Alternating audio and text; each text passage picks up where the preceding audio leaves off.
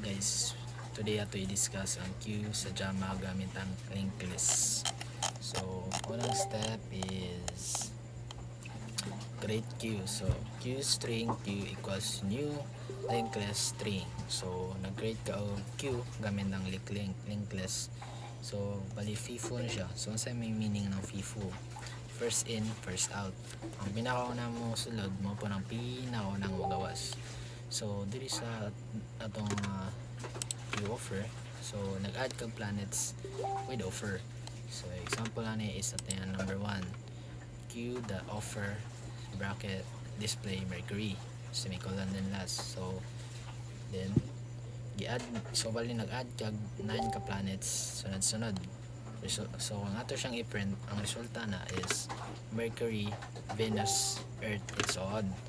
So, muna siyang full list kay mo man atong sequence sequence sa pag-insert. So, number 3, remove first element with full. So, first element pulls mo. So, number 3, ang kaning Q pull mo remove siya sa pinakaunahing element which is ang Mercury. So, siya ang mo remove. Sakto ba? So, number 3 first so number 3 is Q pull. So ang Q pull remove sa pinakaunang element Mercury first. So siya ang i-remove, so which is ang Mercury. So if ato na siyang i-run balik, kuha na siya Venus until Pluto. So ang kaning print Mercury system of print Mercury kini ang birthday dili ni gikan sa Q, ikaw mismo nag-type na string mo nang makita gyapon siya as output. So kung i-print Q again nandiri sa to print Q again mo siya ng system out print in Q, ang Mercury wala na, mo nga ang Q nag-start na sa Venus. So ang output mo atong giingon ako gani na magsugod na siya sa Venus until sa Pluto. So diri sa tong system print out to the peak. So paano siya, bali nagtanaw lang sa pinakauna without removing it. No, since Mercury is gone na, Venus na dyan ang mag-una. So ma-output na kay Venus. So ang ganing kanduhan na to, system out print in Q is empty. So dili pa empty kay napa siya 8 sa sulod or 8 ka planets. So false. So check. So ang ganing system Q contains Jupiter. Jupiter is still exists pa man sa Q.